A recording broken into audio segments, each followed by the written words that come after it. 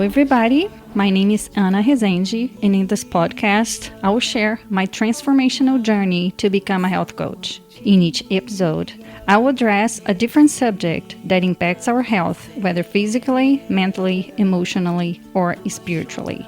Because I've learned that being healthy means being in balance.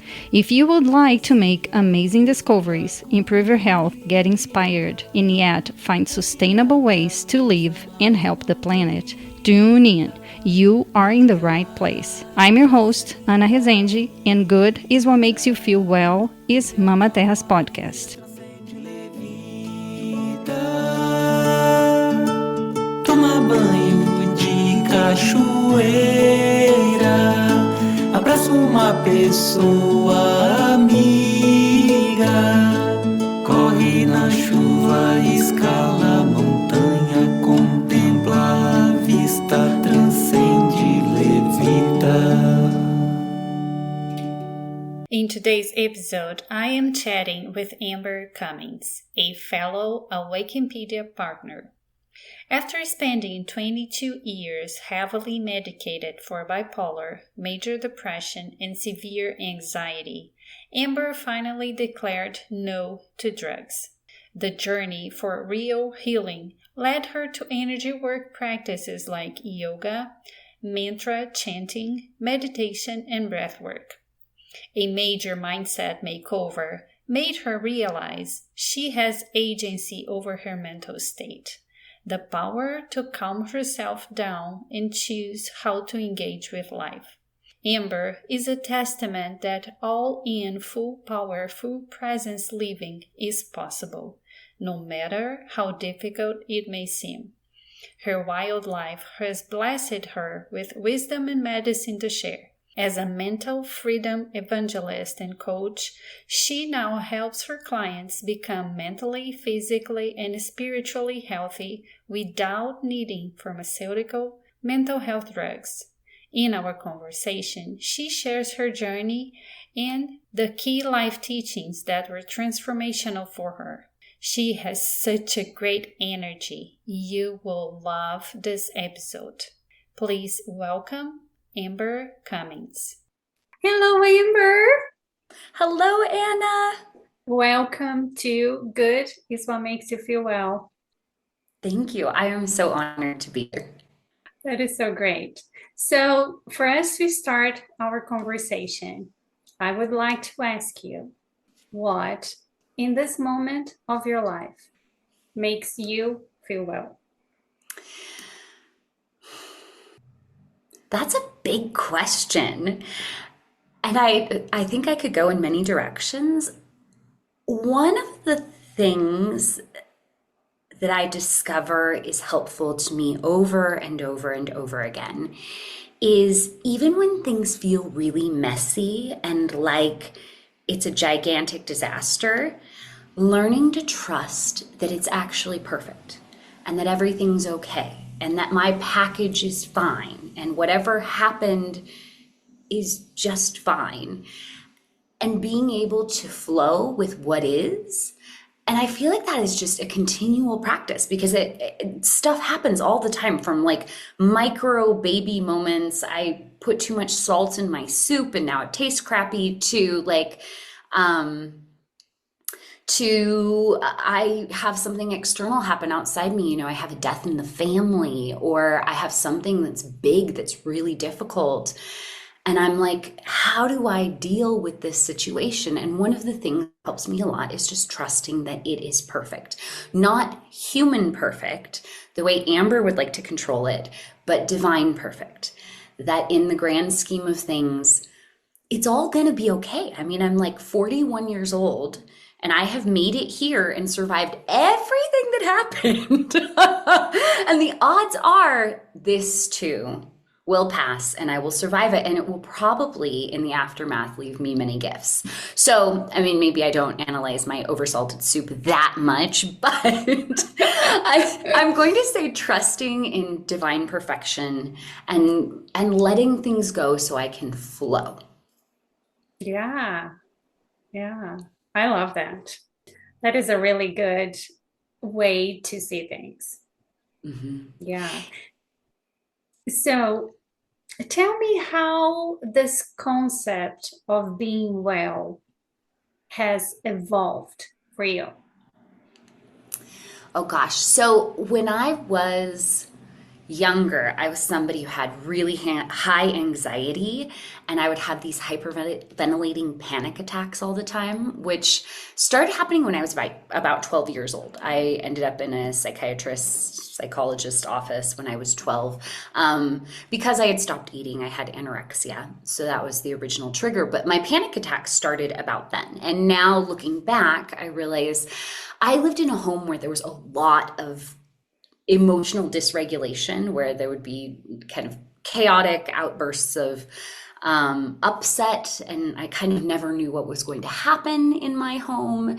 And so I grew up in this very dysregulated state on high alert all the time. And then that manifested as things that are just textbook DSM anxiety, and later I received some bipolar labels as well and some depression labels. I had the entire suite. And I went through life, I used to call the states like whirlwinding, where I would just be careening through space attempting to do life like I was on some sort of, the carnival rides where they have like the tilt-a-wheel or the gravitron. That was like my energy, just spinning in circles all the time. And I had a really hard time. I was always stressed out. It caused a lot of health problems. And I ended up on psychiatric drugs for many, many years. I took benzo tranquilizers for 18 years daily. I was on psychiatric drugs for 22 years. And it wasn't until I was in my 30s that I really had hit that, like, it got so bad that I had to do something about it kind of moment. And I began looking for other ways of dealing with my own self and regulating my system. And for me in particular, learning to control my own anxiety and my stress levels and learning to be able to alter my own state without psychiatric drugs was like a huge breakthrough. I remember very, very vividly the first time that I was able to breathe through a panic attack without having to take Klonopin, which is a benzo tranquilizer. And that was my favorite. There are quite a few options, but I mean, I used to feel like I was a victim of my crazy. I would be out in the wild at the grocery store, and then all of a sudden I'd be like, I can't breathe. And I would end up having my day just completely destroyed. And so I did this, and I mean, there's a lot of story in here, right? Like there's so many things that happened. I began doing yoga in like 2010, and I was still in the crux of my most afflicted years, but there was something about that modality that interested me and was very healing for me. And I would go to classes and be like, oh my gosh, I'm just like the tiniest bit less stressed out now. And I did yoga it was in 2018, I ended up leaving the United States. I had it with my corporate job. I was like, I must do something different. I want to live with more heart and soul. And I sold all of my stuff. And I left the United States and I went to do a yoga teacher training in Bali. And that sounds really idyllic, right? Like, how cool, Amber. But I was a mess. And it was one of the first times that I had just like been with myself without distracting myself, whirlwinding through work or having a million things to do. Like I was just trapped in the jungle with people talking about self-improvement all day long. Doing yoga, and I started having horrible hyperventilating panic attacks. I'm a yoga teacher training dropout. I did not finish. I had to drop out of the program because it got so bad. But before I left that program, there was a day where we were in our practice and a song came on. I remember this day so vividly, and a song came on. It was Howlin', I want to say. I forget the name of the guy who did it. Anyways, so the song comes on and it reminded me of this man who had sent me the song at another moment in time. And like I had just this, that feeling in your chest where you're like, oh, like heartbreak. And then my whole body tensed up and I couldn't breathe. And so, I mean, it's like probably 8 in the morning. The sun has just risen and we're doing our sunrise practice. And I had to slink out of the practice like, thinking, okay, I've got to go back to my room and get some drugs and take care of myself. Like today's over now, right? It's just begun. And I sat outside before I actually left the circle. I sat there for a minute and one of the teachers came by and she put her hand on my back and sat next to me and put her arm around my shoulders and was like, why don't you try breathing with me? And I was like, whatever, lady, that's not gonna work, but I'm here, I might as well try it, And this is one of those things that I love, Anna, is how life brings us to our knees and takes you to that place where you are so desperate that you're like, whatever, I guess I'll try it. Yeah. Okay, I give up. Fine, I'll do that. I actually think being on your knees, so broken, you finally surrender, is one of the most powerful places a human can be. Absolutely. It's a beautiful, beautiful state.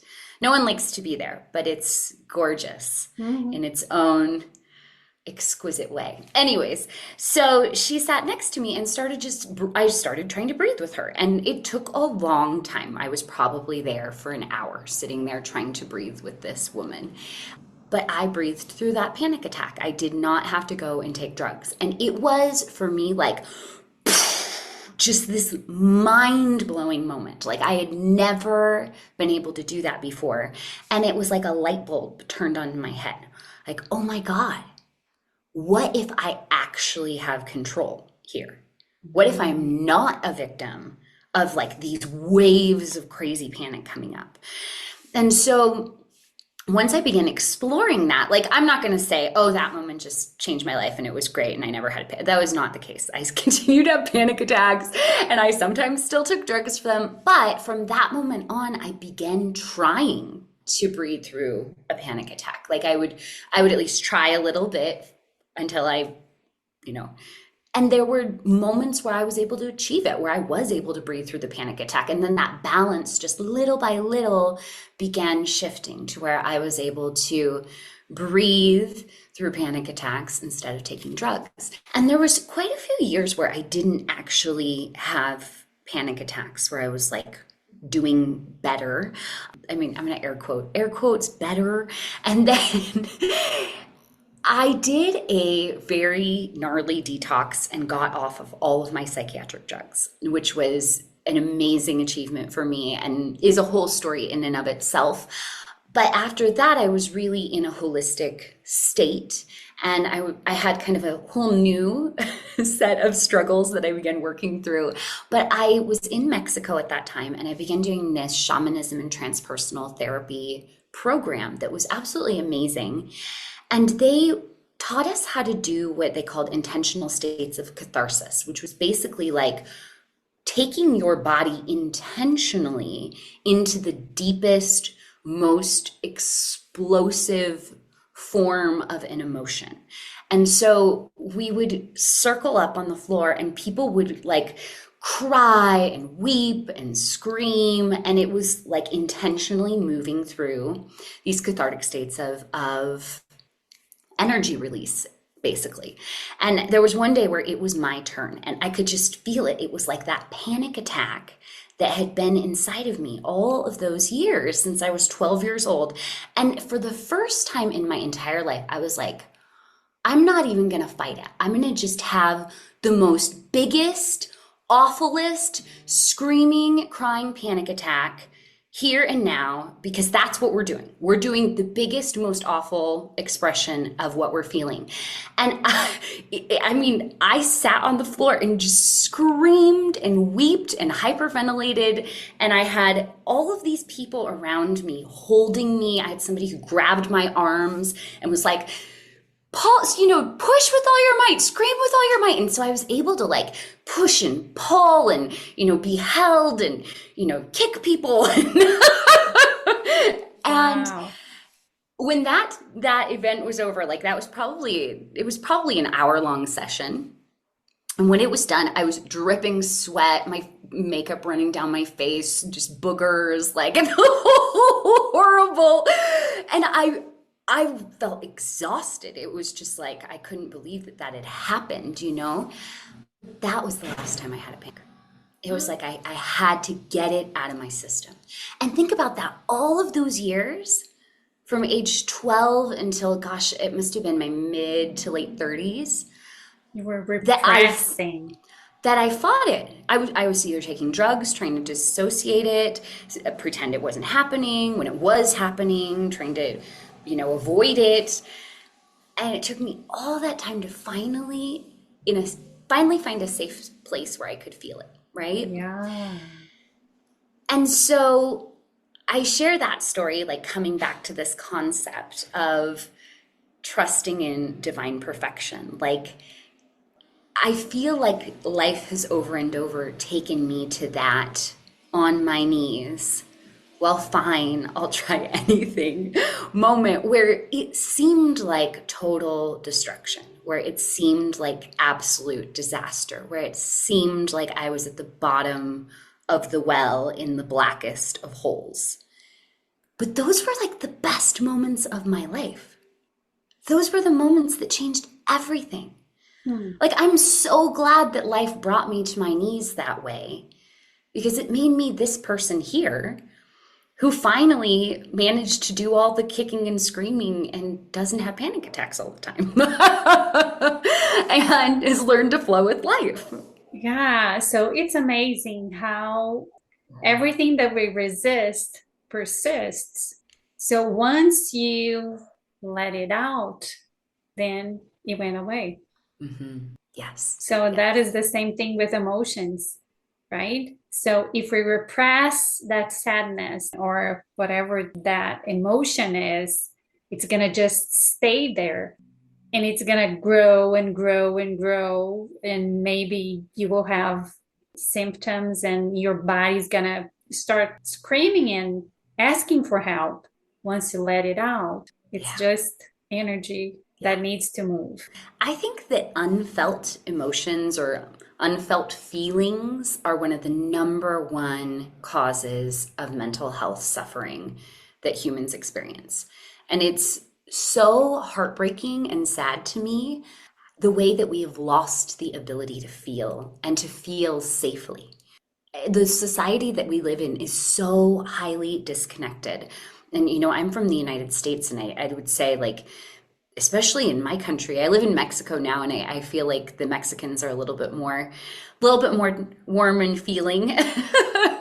Although everywhere in the world, like, we have these universal suffering themes. But I mean, we're so disconnected from our own selves, like from our intuition, our feelings, our internal world, and we're so disconnected from others. I was reading some statistics about loneliness the other day. 52% of Americans are lonely, and 84% of people have lost a sense of community. Or I don't think lost is the right word, don't have a community. And then we're also so disconnected from soul, from source, from like the divine. And that to me is also a basic human need. All humans in all countries, on all continents, have found some way to connect to divine energies, whether that's God or shamanism, where we're finding the divine in the trees and the plants and planet Earth, or, Pachamama, or if it's, some religions have many gods, some religions have one God. It doesn't matter. It's this connection with something that's bigger than us, that brings us comfort. And we've lost all of that. And so how on earth can we feel safely?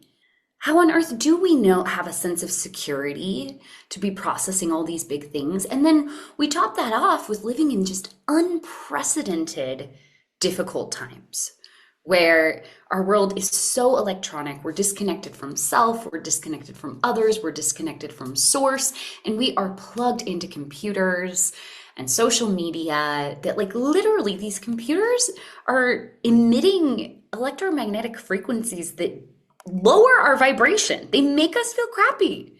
Like, what is happening? Yeah. Yeah. Yeah. Everything makes so much sense when we look through those lenses. If you think about a baby and a mom, the sense of disconnection brings the baby to a super hyper stress, right? Mm-hmm. So what we are seeing now with humanity is that we are so disconnected from Mother Earth with all the senses of spirituality and source, whatever we call it, God. And we were meant to live in community. So we are just disconnecting from everything that we were supposed to be. Mm-hmm. And this is causing all kinds of troubles. Yeah. Yeah. Like us poor humans, we live in this very difficult hustle culture society that's super disconnected. We don't have support. And then we don't know how to even deal with our own feelings and face our internal world. Like, is it any wonder that people are suffering deeply? I mean, I believe that the statistics, if I can get them right off the top of my head, are that 1 in 5 people in the United States has received a mental health diagnosis, something like depression or anxiety for mental health illness. And then 80% of people who receive one of those diagnoses end up on psychiatric drugs. So 1 in 6 people is taking psychiatric drugs.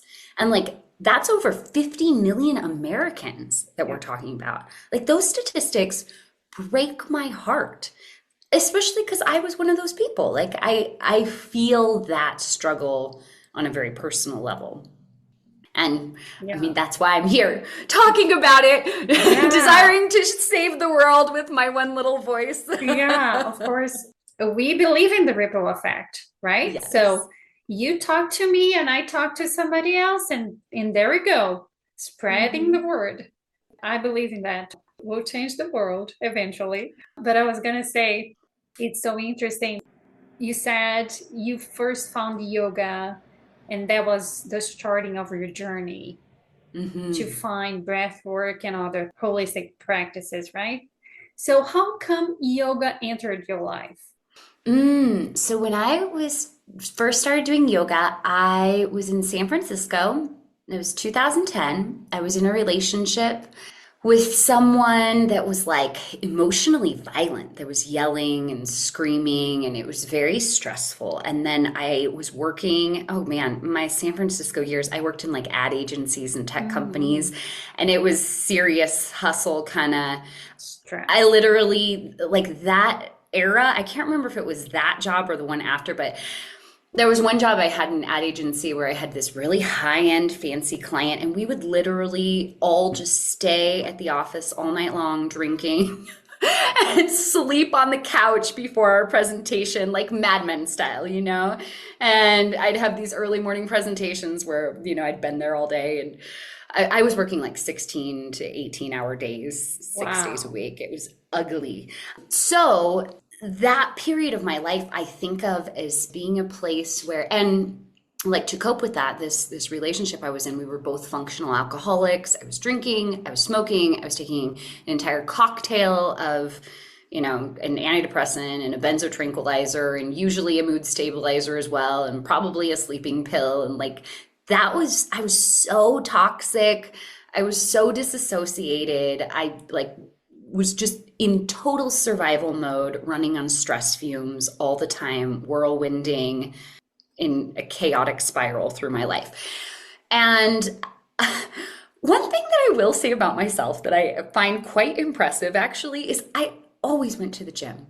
It's like been my safe place, my happy place my entire life. And when I was a kid, my mom was a gym rat. She loved the gym. And she would take me to the gym when I was a little girl, and I would like wait in the gym, daycare, whatever. And then when I got older, like I was probably in my early teens, like, 10 or 15. And my mom was like, okay, well, you can come out and just work out with me. And I took my first weight training class when I was in junior high school, like 12, 13 years old, about the time all this other stuff happened. And that really helped me. And so I would go to the gym before work, which I don't even know how I did this, how I would like drink, drink a With bottle of long wine hours, yeah, and working and like long hours.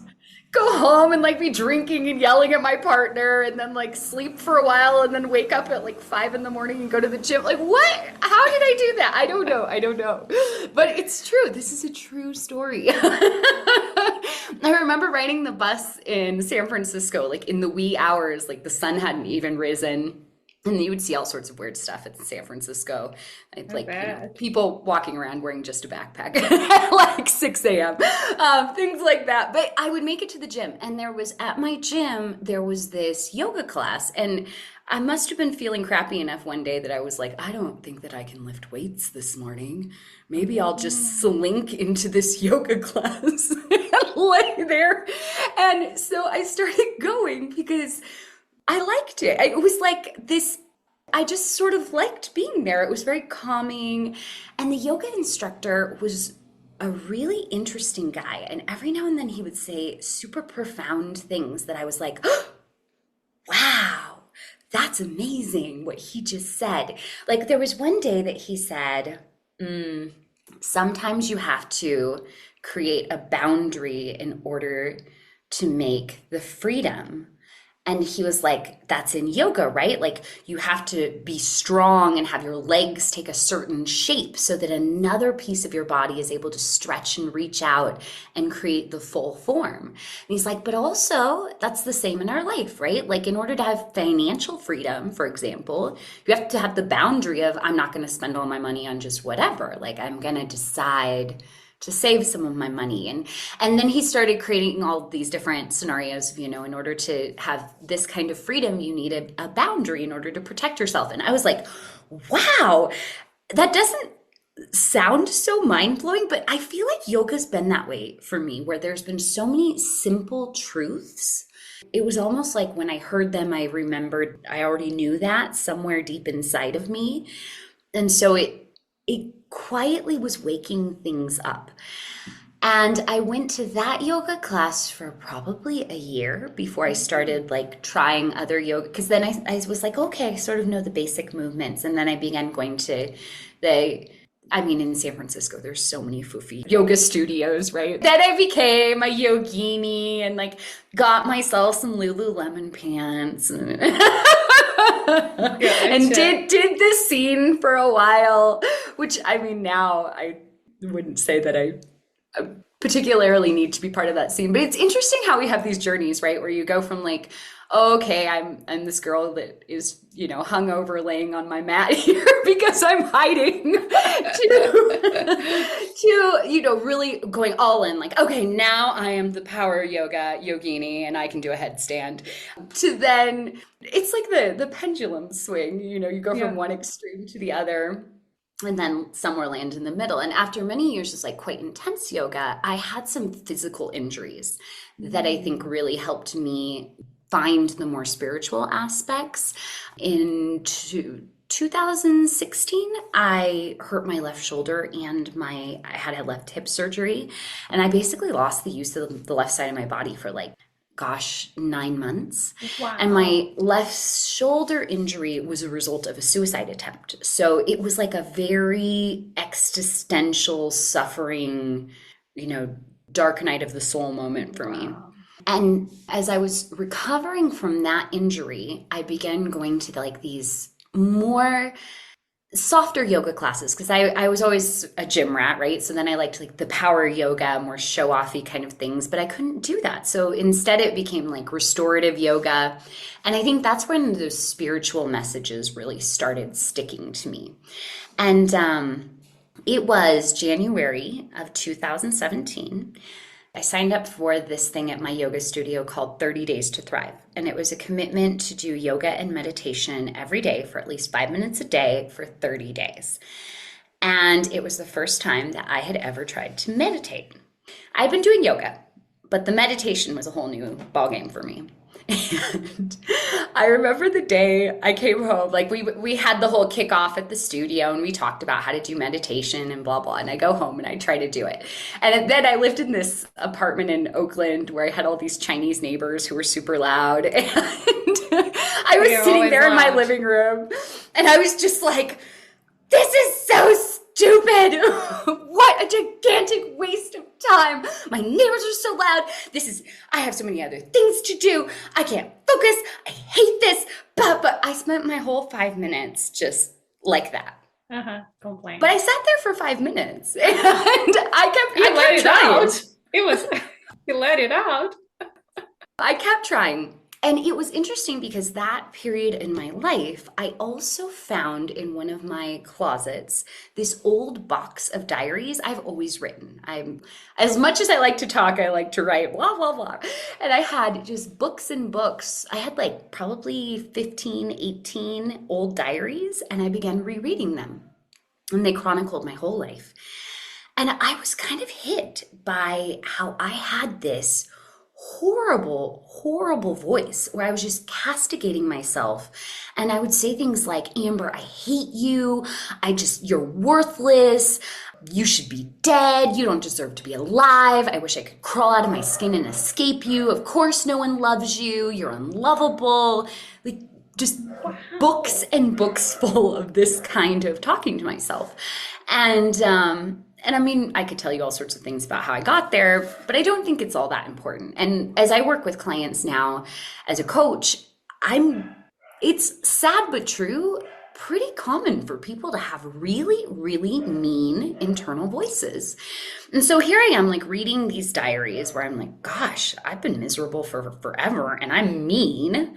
And then I'm in these classes where I'm like, in these restorative yoga classes holding my bolster, and they're talking about compassion and self-love and all of these beautiful things.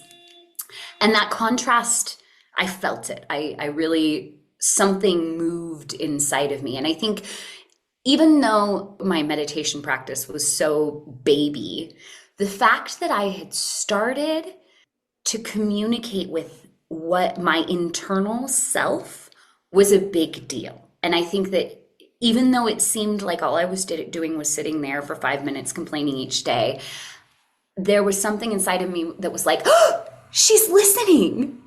Like she's gonna listen to, okay, let's try and talk to her. Like my intuition had not died. My highest self was still there trying to break through. And in one of these restorative yoga classes, the teacher said, do you think that in this moment you could just give yourself a little bit of compassion? And Anna, I lost it. I had this like, oh my God, my poor self. Of course I am not thriving. Like, it's like a little kid, you know, if all you ever say to a kid is like, you're worthless, you deserve to die. Like that kid is never going to learn to do anything. The way that you teach someone is by encouraging them and being kind. And I was like, oh my gosh, no wonder I am not thriving. I am being so mean to me. And I had that moment where I was like, yes, I'm going to be compassionate. I'm going to give myself some compassion. And then I just could not stop crying. I cried through like trying to be quiet, you know, because it's this yoga class. And then afterwards I get in my car and I'm like, just cried, sobbing. Somehow I made it home. And then I sat in front of the mirror that day and I was like, Amber, I am so sorry. I'm so sorry for how cruel I have been to you, for how mean I have been to you, for not taking care of you. I promise that from this moment forward, I am going to be nice to you and I'm going to take care of you. And Anna, that was the day that my healing journey began. So yoga has been very, very important to me. And I mean, when I say start taking care of myself, like I had to start I was in pretty bad shape. Like I had to start with the drinking to begin with, and it was many little parts and pieces, but that's a big ripple effect. Because if you are taking care of yourself, like there's definitely food. I think it's pretty obvious. People go, okay, well, good diet, not drinking too much or not drinking at all, not smoking. But then there were other things like I needed to stop letting myself be abused in personal relationships and in work relationships. Like I think some of the most abusive relationships I've had have been at work. So a lot of things started moving. And I had this aha light bulb moment at some point in time where I was like, well, the whole point of me coming to planet Earth and being a human, my job is to take care of Amber. Like that's my job in this lifetime. Like I'm supposed to be taking care of Amber. And then I started thinking about that. And I was like, wow, I am doing a super crappy job because Amber is miserable. What if I actually made it my job to take care of Amber? And then I started thinking, what does Amber actually want? I hadn't thought that ever. I was a very controlled child. I did what other people said. And then I kept doing that until I was into my mid 30s. And then I was like, oh my God, I'm supposed to take care of me first. What do I need? That was a huge, huge question that I asked myself. And it sounds so obvious and basic, but I don't think I'm the only one who's lived this kind of situation. Not. Yeah. Yeah. And so when I started asking that, I was like, well, Amber does not want to go back to the 49th floor of Fitbit and be the, hyperventilating in the stairwell between meetings anymore because she's so stressed out over her job. And that was what led me to eventually quit these really destructive jobs. And I left the United States in 2018. And my intention was I want to live with more heart and more soul. And so that led me quite a few places. And here I am. I've been living in Mexico now for 6 years. And I do feel like it's a place where I can live with more heart and soul. And as you can see, I've continued growing and I'm learning to trust in divine perfection. Yeah. And why Mexico? Have you ever heard of astrocartography? No. Okay, so there's regular astrology, right? And it's like your birth chart. And then there's also this map of the world, and it has all these different lines through it. And it's like where different planets fall on different places in the earth, you have different energy everywhere. And so I am really fascinated by the way that we sometimes are called to places and you don't really know why. You're just like, I feel like I should go this place. When I learned about astrocartography and began checking out the places that I have visited on the globe or spent time, a lot of them have had really significant energy. And it's like the things that I needed to do and work on in my life were supported by that place. So here in Mexico, I have very shamanic energies. I have Chiron and Mercury lines. So Mercury is the planet of communication and Chiron is the wounded healer. And Chiron, his story is he was a great healer who hurt himself and then was never able to heal his own self despite working on these cures all of his life. And so when we work with chironic energy, it speaks to our deepest core wounds and having to face those and address them and bring them to the surface. And so it's very interesting. Like I'm in a place where I've been doing that, like deep wound alchemy. And I also have these strong desires to be communicating it out into the world and sharing that journey and sharing the healing medicine that I'm discovering. And so I honestly feel like I was just divinely guided to Mexico. And shortly after I got here, I began through a series of adorable kind of mind-blowing synchronicities. I began working with this incredible shaman therapist who I didn't realize it, but she is a world-renowned mystic and shaman who has studied all over the world as well and is trained in Buddhism and is trained in all sorts of indigenous witchery and She also worked in a healing center in Ireland. Her name is Paola Ambrosi Sanchez, and she is like one of the most important mentors and guides that I've had in my life. And she's the woman I did the shamanism training that I told you about. I did it with her. And when I met her and started doing therapy with her, she was like, Amber, you've done a lot of work. Like, you do not need to be taking all of these psychiatric drugs. And I was like, I don't know. There was no doctor in the United States who would have told someone like myself who had had suicide attempts and just no way that somebody would have said something like that to me. Like, I really did have to leave my country to find the medicine and the kind of healing energy that I needed. And so she kept pushing me. She didn't let it go. When I was like, I don't think so. That sounds impossible. She was like, no, you can do it. And after a couple of months, I was like, okay, I have been on these drugs since I was 12 years old, and they change the way my brain works. They are reducing my brain function. I do not have access to my full range of emotions and my full being. And I want to know who I am without these drugs. And for me, that was my withdrawal beacon. That was like my big motivation. I just wanted to know who I was. And so I did go ahead and take that leap, and I detoxed off all my psych drugs. But unfortunately, All at once? my shaman therapist, she was not a psych drug detox expert.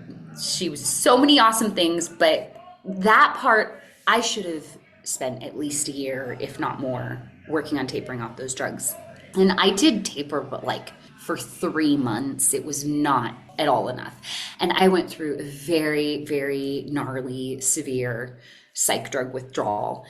And I felt awful for many, many months. But then it slowly started getting better, and I began having access to this part of myself that had been lost for many years. And because I had been the whole time like doing yoga, and I began chanting mantras, and during that yoga teacher training, that was one of the other amazing gifts I left with. I began chanting mantras, and that's one of my most important practices. And so I had all these tools. So when I got to a place where I was off the psychiatric drugs, I had other ways to now regulate my nervous system. I knew how to calm myself down. And so I was so much better than before I started. But like going back to that conversation we had at the very beginning where we talked about feelings, one of the things that happened for me is I wasn't feeling fully for all of those years. And there was a couple years long period where I felt like I was just purging all of this gunk, like these old emotions and just things that were stuck, and like learning how to feel and getting my channel back, like getting the communication to my intuition and my higher self, and like learning how to feel things in the moment instead of just avoiding and all of these other behaviors. But one thing that I guess, since I'm telling this story, I think the closing part is I was in some ways so much better, but then I began having these like very bizarre, what I call health collapses, where I would feel really awful and like I was just heavy and dragging through mud and very unwell. And it would come and go, and I didn't understand what was going on. Like sometimes I'd be much better, and then I would have this like very bizarre health collapse that would last months, and it kept getting worse and worse. And so 5 years after this drug detox, and this is another thing that it was so beautiful the way this connection happened, but the universe sent me an amazing angel, a functional medicine doctor who actually was a friend who began listening to me talk about my health stuff. And he was like, Amber, that's not normal. And so he was like, let's do some tests with you. And when I went back to the United States the last time, and this is all very recent, we did some testing and discovered that I have autoimmune disease in my cerebellum and in my ovaries. And the autoimmune disease in my cerebellum it's directly related to all of those psych drugs, because your cerebellum is the part of your brain that controls your motor movements, your ability to walk and talk and be functional. And it's the same part of your brain that is affected by benzos and alcohol. And so like a person who drinks a lot or takes a lot of tranquilizers, like they'll start slurring, they won't be able to move really well. Like I started to have those kinds of problems. Like I was losing some of my basic motor movements, and I was dizzy all the time, which has been very discombobulating. And I think it's interesting too, like very chaotic, almost a throwback to like original problems I had when I was, 12 years old and felt like things were just spinning in chaos. Like here I am now on the other side of that, and having to navigate like this new type of spinning and chaos that's now caused by a physical condition. And autoimmune disease, you can get it under remission. Mm-hmm. So there's definitely hope for me, but it's something I will have to manage my whole life. And that too fast, unsafe detox that I did caused a traumatic brain injury, just the same kind of traumatic brain injury that like a football player who got hit in the head too many times would have. It's the same brain mechanisms. Oh my gosh, Anna, I've learned so much about brain health and how the brain works. And I took a brain inflammation course. I took an autoimmune course. Like there's always these gifts that these things leave us with, you know? Yes. But like, so I told that whole story. I'm going to close with yoga because we were talking, that's why I started telling it. We were talking about yoga. I can't do yoga the same way anymore because I get really dizzy and like the ups and downs and the sun salutations. And so it's very interesting because now I don't go and do yoga classes, but I still love yoga. And so, and actually going to that yoga teacher training is wonderful because I can make my own yoga classes. And so I make myself baby loving cerebellum care yoga classes now that are only for me, that no one will ever be impressed by, and that still soothe my soul. So for me, yoga has been a very sweet practice that continues to hold my hand to this day. That is a lovely story. Oh my goodness. It is so lovely. Yeah, mental health is really dear to my heart because my mom has been through this journey since she was really, really young. So she was diagnosed with bipolar disease on her early 20s when I was still a baby. And back then, they didn't know anything about the disease, on how to deal with that. And so she had all kinds of electric shocks and, that really bad stuff. And she's still on a heavy cocktail of drugs. And she has been for almost 50 years. And wow. Yeah. So how did that affect you as her daughter?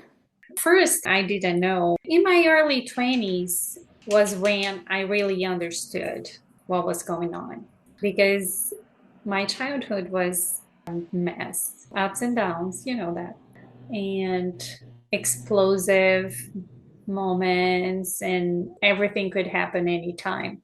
Yeah.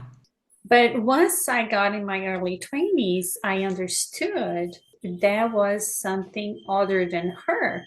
There was actually a disease. It was just different to know it's not her. It was really a relief.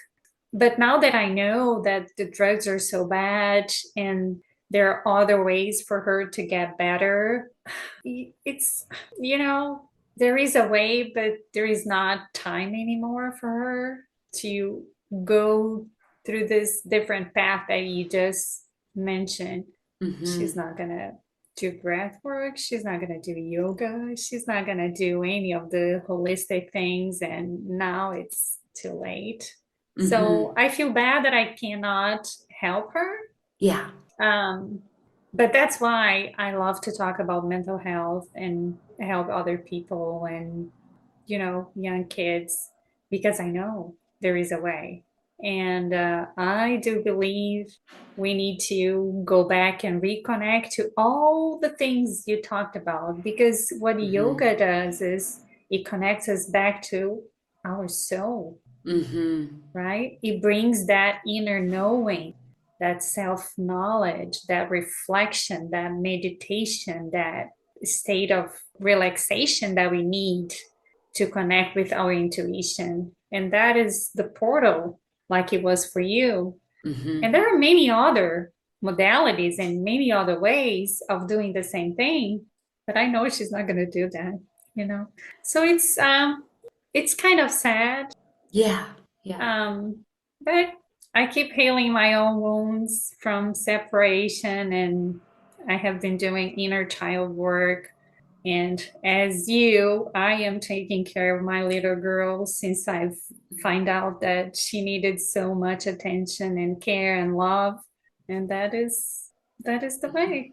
For me, a story like that falls into the category of trusting in divine perfection, right? Because it's so hard to accept some of these things. And when we look at other people, oh man, we cannot force anybody to decide to heal. That's so personal. And I try to be really respectful of other people's choices because there's so many places in my journey where I would have been unreachable and it would have upset me a lot for someone to try and push what I am now on the person I was back then. Like people have to reach their on their knees point on their own and then say, hey, I'm ready. And it's really beautiful how when people decide they're ready, oh man, it feels like just the resources and the guides and the magic all just start go whoosh, there to support you. Yeah. But when people are not interested, we have to honor that. Yeah. Mm-hmm. Absolutely. Yeah. You know what really helps me actually is astrology.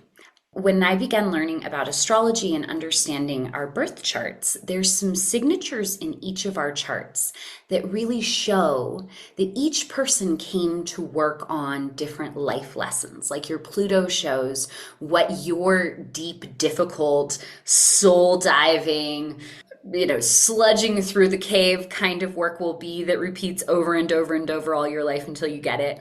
And then your south node is things that you came here to release, and your north node is things that you desire, your soul desires to ascend towards, but it's completely unknown and so difficult. And so you begin seeing all these planets. It's like this crazy cool formula. And when I do astrology charts, they end up being many page long reports of all this information.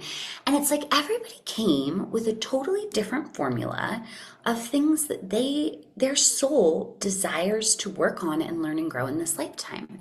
And not all people came to have an Amber experience.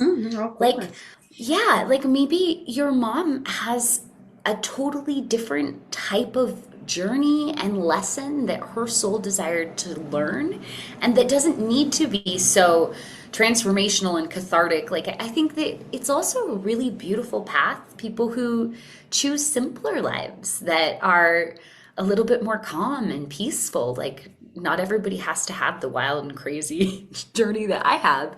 And I think that helps me a lot when I look at like my own family and people who are close to me, around me, to just honor that what everyone came to do here is really unique. And you can be the garbage guy and still be fulfilling your life's destiny. Oh, for yeah, sure. Of course. Mm-hmm. Yeah. I have to tell you, because this is something that is part of the magic of the universe. Every person that I've talked so far for the podcast had a really important message for me. Every single one of them.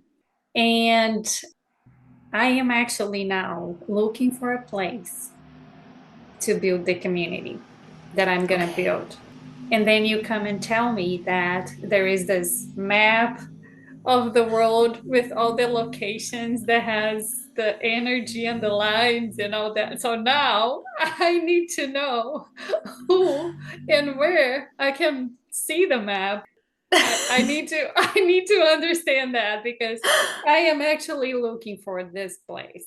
That's amazing. It Well, I'm not like a professional astrocartographer, but you can get a free astrocartography map on astro.com. Under there, like astrology charts, there's one that says locational astrology. And I think that it's like the travel map, or it says something like that. But you can get a free one there. And then I could probably give you some offline tips about what to look for, because all the different places have very different energy. Tell me now about the work you do with your clients as a coach. So I am a mental freedom coach, and that's, it's hard to put words on some of these things, but I use the term mental freedom to refer to the state of being completely yourself without any substances that are affecting your brain function, without anything that's kind of clouding you, and having full access to your own mind, your own being, your full power, total presence, and getting to live life all in, fully, who you are. And I really think that that is a birthright, that all of us should just get to be ourselves. And I mean, I could get into some of my angry rants about my frustrations with psychiatric drugs, but I think for me, I think that that's what bums me out about them the most, is that people don't have access to their full selves. And so I really love to work with my clients to get them to that state if possible, or if they're still taking psychiatric drugs, to help them work on a toolkit of things, of coping techniques, and having a daily practice and training their mind and learning how to trust and flow with life so that they could feel safe enough to maybe tackle a detox journey, or if somebody is already on a detox journey, working with them to make sure that their withdrawal is much safer than mine was, for example. I'm not a doctor, so I can't prescribe drugs or like be too prescriptive about exactly what someone should do, but I have a lot of resources and guidance and personal experience that I can share. And so sometimes I am able to help people with, like, I have some clients that sometimes come to me right when they're trying to get off the very last bit of their psych drugs, because that can be the most difficult. It's like you get to a point where you can't cut the pills anymore, or you have to figure out how to do it from a logistical standpoint. And like the brain adjusts as you go through a psych drug detox. And so it can feel as jarring for your brain to be going from 5 to 2 milligrams as it did from, 50 to, 25 milligrams. Like, it can feel really, really big for people. So sometimes people get very, very stuck at that last little bit. So I help people avoid taking psychiatric drugs, prep for a detox, help them with support during their psychiatric drug detox. And then I also help them with integration afterwards. I mean, it's a pretty jarring experience to go from being in the psychiatric system on these drugs for many, many years to like choosing to live a completely different way and manage your life a completely different way. And I mean, I see people often go through just this existential crisis where it's like, who am I now without all of those drugs? And so it's a big opportunity, and it's really fun to help people figure that out. And one of the things that for me is really important is helping people find their own gifts. I actually think one of the things that happens in our society is that the people who are super sensitive and intuitive and kind of magical and can see things that are unseen and feel things that are, not visible and have a bit of an access to the cosmos are told that they're weirdos and there's something wrong with them and that they're broken and they're too sensitive and they have a problem. And that is not true at all. A lot of the people who come to me thinking that there's something wrong with them are actually insanely gifted, magical humans who are going to be the shamans and mystics and healers of the future once they're able to claim it. So I really like working with people on claiming their power and being like, hey, this is who I am, and I've got something to offer the world. And there's a reason for me to show up to this life of mine, because that's feeling like life is not worth living is something that, I've really been there, right? And I want to make sure that my clients feel like life is worth doing and it's juicy, it's awesome, and joyful. Lovely work. Oh my goodness. I love it. I love it. So where do people find you? I have a company called Mental Health Rebels, so mentalhealthrebels.com. And then you and I met because I also work with Awakenpedia, who is one of the partners. They have a very cool platform. They have a directory full of people who work in different modalities, and I am on there. I believe that I'm listed as holistic mental health coaching, but there's also people who specialize in Reiki or breathwork or EFT tapping, which I'm so on board for all of those types of things, and I'm excited to be part of that community. So through Awakenpedia, I host a free monthly community circle, which is one of my ways of addressing that loneliness concern and creating connection and meeting other people. So I always get really excited and try and bring some esoteric topic for us to talk about and hear what other brilliant minds have to say about it. So You can find the next date is on my Instagram. I always have posts about that. So Instagram's a great way to follow me to find out about like the monthly circle and ongoing events. And then I'm also going to be teaching a module or a session on being free from anxiety drugs in the upcoming Awakenpedia retreat, which is the last weekend in September. Yeah, the 27th to the 29th. Exactly. So I'll be teaching that. And some of the stuff I talked about, I told a little bit of my anxiety story and talked about panic attacks and whatnot, but I'm going to really go into benzos, how these drugs work in our bodies, in our brains, and be a little bit more specific on that topic. And then talk a little bit more about some of the coping techniques that I particularly like that are anxiety specific and how we can be working with our crazy instead of letting it make us crazy. Yeah, no, that's awesome. That is awesome. It's so important to let people know because I think information is not everything, but it is just a gateway for, understanding, and knowledge will become power once we have it, at least to take the first step. So it's really important. Yeah. Our voices matter. So we have to keep going and talking about those things. Absolutely. Our stories are our medicine. This story that I have lived, if I don't do something with it, then it's just all this awful pain and suffering I lived through. But if I choose to take this story and all of that pain and suffering and transmute it into art, that I can now offer up to other people as medicine that might soothe them a little bit, or clear their path a little bit, or give them an aha moment, or brighten something in their soul, well, then it's worth it. Yes. Yes. So beautiful. So beautiful. Thank you so much. Thanks so much for connecting. It's been so lovely. Thank you so much, Anna. I am really, really honored to have received the invitation, and I'm delighted to have been here. Thank you for asking awesome questions. This was a really, really fun conversation. Oh, thank you. Thank you guys so much for listening. It means a lot to me that you chose to be here. To help Mama Terra's mission of making the world a disease-free place for generations to come, you can follow the show, write a review, or talk to your friends about it. You can also subscribe to my newsletter. Every week, I craft good health and wellness tips, recipes, and book recommendations with love and care, just for you.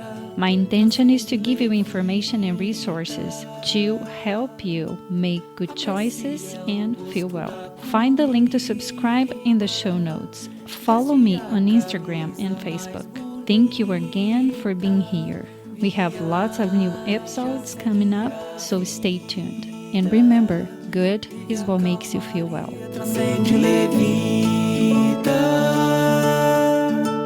toma banho de cachoeira,